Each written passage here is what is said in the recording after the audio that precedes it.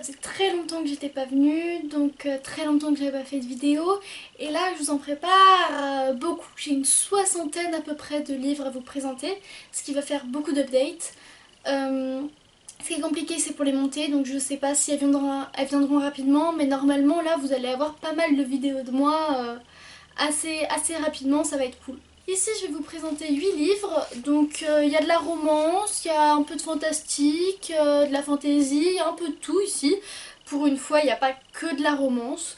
Donc, je vais commencer dès maintenant. En premier, nous avons le tome 6 de Gardien des cités perdues de Shannon Messenger. Donc, c'est aux éditions Lumen. Le tome 6 s'appelle Nocturna. On retrouve Sophie qui apprend que c'est une elfe, elle qui croyait être comme nous, des humains normaux, des moldus dans le commun. Dans le commun. Dans le monde commun des mortels.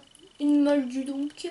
Et non, c'est une elfe et donc elle est recrutée par les elfes, elle va dans leur monde, on lui apprend un peu tous ses pouvoirs, elle apprend qu'elle est exceptionnelle et très forte. Et elle se fait tout plein d'amis. Donc là c'est le tome 6, vous savez que j'adore, tout simplement. Ça fait quand même un moment que je vous en parle, Gardien des cités perdues. Dans ce tome-ci, Sophie est assez bouleversée parce elle est à la recherche de quelque chose qui compte beaucoup pour elle, quelque chose, quelqu'un. Et elle tourne un peu en bourrique, etc. Elle fait la quête avec ses amis. Bon, je vous en ai déjà assez parlé, donc je vais être assez brève. J'adore. Vous savez que j'adore cette saga, donc juste achetez-la. Et puis voilà. Enfin, c'est peut-être pour les enfants, mais c'est trop bien. Il y a de la romance, mais pas énormément. C'est des enfants trop badass qui s'améliorent, etc. Qui toujours progressent comme un peu dans Harry Potter. Il y a de la quête, il y a de l'aventure, il y a tout. Il y a tout. Gardien des cités perdues. Achetez-le, vraiment, genre, il est trop bien. Donc, ce tome ne m'a toujours pas déçu. Donc, je continue. J'ai hâte. Ensuite, c'est la série Crossfire, le tome Dévole-moi de Sylvia Day aux éditions J'ai lu. C'est une romance de domination, je sais pas trop quoi. Il me semble que ça m'a fait penser un peu à 50 Shades of Grey. C'est pas aussi sombre que 50 Shades, mais voilà, c'est un peu dans le même style. Et j'avais trouvé qu'il y avait beaucoup trop de fesses. Vraiment, c'est un roman, mais avec que des trucs sexuels, quoi. Et c'était vraiment trop. Parce que la romance, je l'ai totalement perdue de vue. Il n'y avait plus que ça.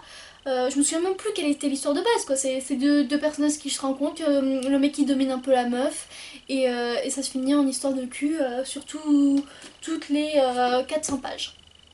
Donc c'était très très long, je l'avais eu gratuit heureusement. Mais ouais, non, j'ai eu beaucoup de mal à finir. Vraiment, je me suis dit, bon, allez, Laurine, tu peux le faire, tu peux le finir. Mais ce tome-ci, à moins que vous aimiez juste le cul pour le cul, les livres comme ça, dans ce cas-là, allez-y. Mais sinon, c'est un peu comme Beautiful Bastard, Beautiful, tous les trucs comme ça, là, ça commence par Beautiful. Beautiful Bastard, Beautiful Stranger de Christina Loren.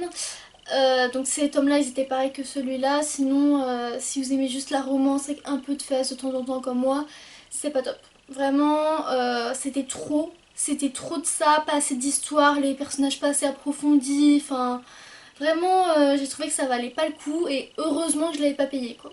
On continue avec Blue de Camille Pujol aux éditions Michel Lafonpoche. Alors ça, c'était une histoire qui était d'abord sortie sur Wattpad et que c'est une auteure jeune comme moi, peut-être lycéenne, peut-être quelques années de plus, qui avait réussi à le sortir. Donc c'est Blue qui va au lycée, qui change de lycée il me semble, et dont tout le monde est attiré par ses cheveux bleus, ils sont très intrigués, etc. par elle, et elle rencontre Tyler il me semble. Non, elle rencontre Nathan, qui est intrigué par elle aussi, et donc commence à s'approcher, etc. Donc c'est une romance pour ados. Honnêtement, je m'en souviens pas énormément, donc c'est que ça m'a pas marqué. Ça devait être... déjà c'est très rapide, c'est écrit Enfin c'est écrit très gros même, et ça fait 230 pages. Donc...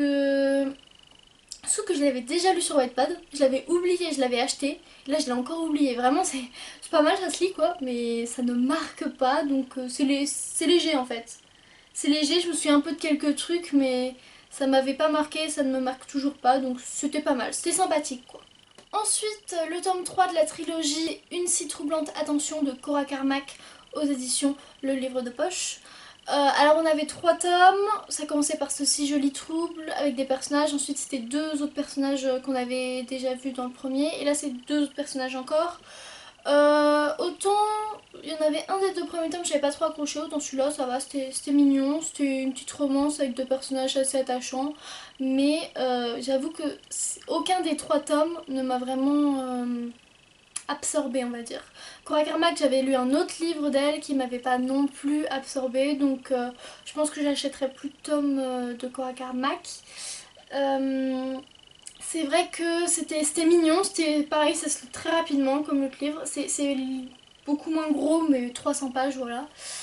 Mais ça casse pas 3 pattes à un canard, quoi. Ça se lit rapidement, c'est sympathique, quoi. C'est pareil que le précédent, sympathique. Ensuite, j'ai lu Zodiac de Romina Russell aux éditions de Michel Lafon-Poche. Alors ce tome-là, pareil, je l'ai eu gratuitement, mais il est très gros pour le coup. Il fait 530 pages. Donc ce tome-ci, c'est du fantasy, donc c'est dans un autre monde. Enfin, ils sont tous différenciés par leur signe. Donc elle, c'est une étudiante du cancer. Donc c'est tout un monde différent où ils ont des trucs qui voient les astres, etc. Sauf que elle est spéciale. Je sais plus vraiment pourquoi, mais elle a un grand truc et du coup elle doit diriger tout le monde. Et du coup elle voyage entre les astres, etc. Donc c'est une quête. C'est une quête dans l'espace, etc. avec les signes du zodiaque. Moi c'est pas mon style. Donc c'est vrai qu'il m'a paru très long. Mais je peux comprendre que ça plaise. Donc je me souviens que quand je l'ai lu sur le moment, j'hésitais à lire les suivants. Donc s'ils se présentent, peut-être que je lirai les tomes suivants. Après ce tome-ci, je pense que si la catégorie vous plaît, c'est-à-dire l'espace, le zodiaque, les quêtes, pas vraiment de romance, il y en a peut-être un peu mais pas énormément. Si ça vous plaît, donc le style de Clem plutôt, vous pouvez essayer. Mais après moi qui suis plutôt romance, j'avoue que ça m'a pas... Parce que ceux qui sont vraiment dans ce style là, c'est plutôt Divergente, Hunger Games, tout ça que je lis quoi. Hunger Games encore c'est pas du fantasy. Donc j'avoue que pour quelqu'un où c'est pas vraiment le style, ça faisait trop. Trop de choses totalement loufoques et qui tombent du ciel et où j'étais en mode ça veut dire quoi ça. Donc ouais. Non, c'était pas mal mais c'était trop long et je sais pas si je lirai les suivants. Ensuite, nous avons le tome 8 de L'Épouvanteur, donc le destin de l'Épouvanteur de Joseph Delany aux éditions Bayard. On retrouve encore l'histoire de Thomas, je crois qu'il s'appelle Thomas Ward, qui est un épouvanteur, donc c'est aussi du fantasy, qui est un apprenti épouvanteur. Il apprend auprès de l'épouvanteur, son maître, je sais plus comment il s'appelle, et donc il le suit et il voit des sorcières, etc. Il doit se battre contre. C'est pareil, c'est une quête. Les tomes à chaque fois ils se lisent très très rapidement, vraiment en 2-3 heures c'est claqué, 300 pages écrites très gros. Donc ça se lit très rapidement, c'est des quêtes, j'aime beaucoup. Même si je les lis très lentement parce que j'en achète rarement, j'aime beaucoup cette saga, elle est vraiment bien.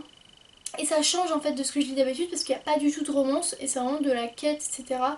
Et avec des sorcières, des gobelins, des choses comme ça. Vraiment, vraiment pas mal. J'avoue que je préférais les premiers tomes.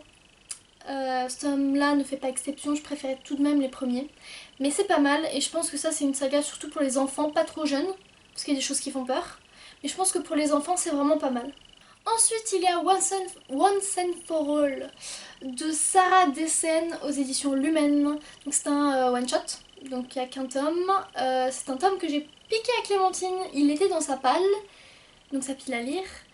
Et je lui ai piqué, voilà, parce que ça avait l'air pas mal.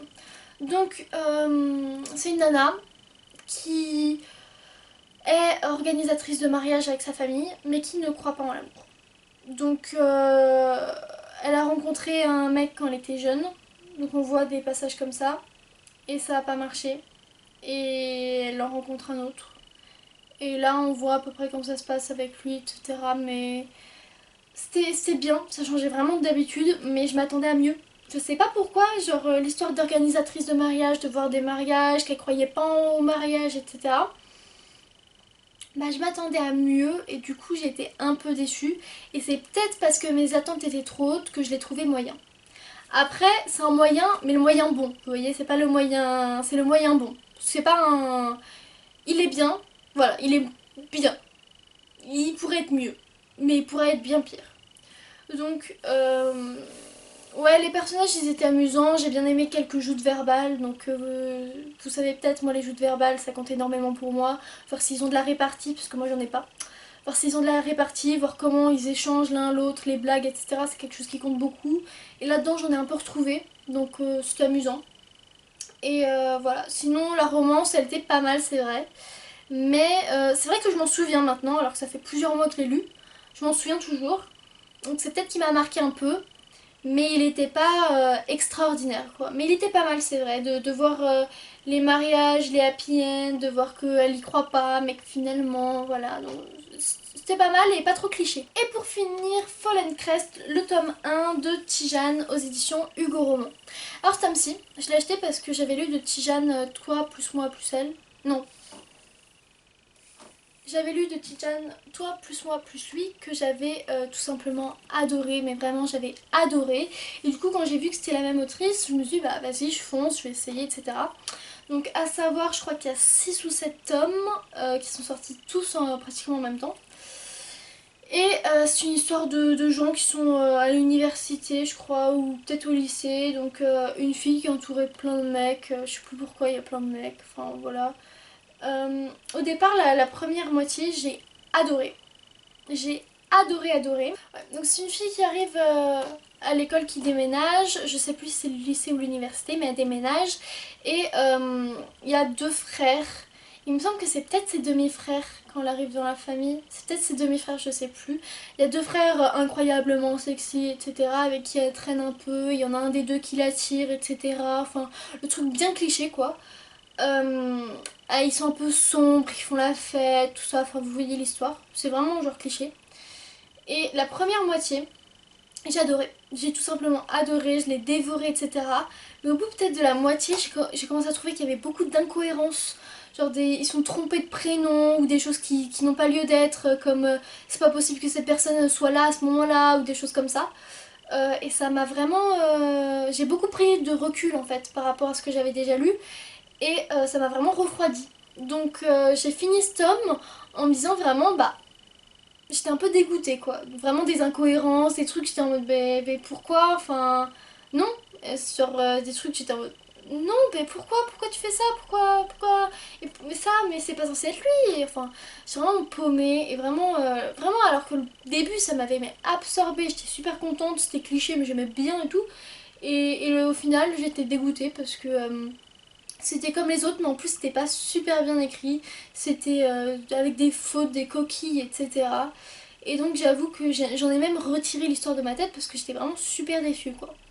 Donc ouais, voilà, j'ai pas pris les suivants, je vais pas les acheter à mon avis. Je sais pas si le tome Toi plus moi plus lui que j'avais adoré de Tijane c'était juste parce que c'était un coup de chance ou si c'était vraiment cette saga qui m'a pas plu, mais là vraiment bah, je la déconseille quoi. Peut-être qu'il y en a qui ont aimé, mais moi vraiment, enfin c'était pas. J'ai pas compris, alors que j'étais mais à fond dedans et j'ai pas compris qu'est-ce qui se passait, qu'est-ce qui s'était passé quoi pour que ça se passe comme ça. Bon bah voilà, c'en est fini pour cette update. Voilà, je suis de retour maintenant. Je vais essayer d'être assez présente. Je rentre à la fac, donc j'ai assez de temps libre jusqu'à ce que je trouve un boulot. Donc ça devrait aller. Même s'il faut que je m'achète une application de montage pour mon ordinateur. Voilà, du coup bah, je suis contente d'être de retour, j'espère que cette vidéo vous aura plu. Dites-moi en commentaire tout ce que vous avez à me dire, vos lectures en cours, tout ça, si vous êtes content de me voir, vous savez, vous connaissez la chanson. Je vous souhaite de joyeuses lectures et je vous dis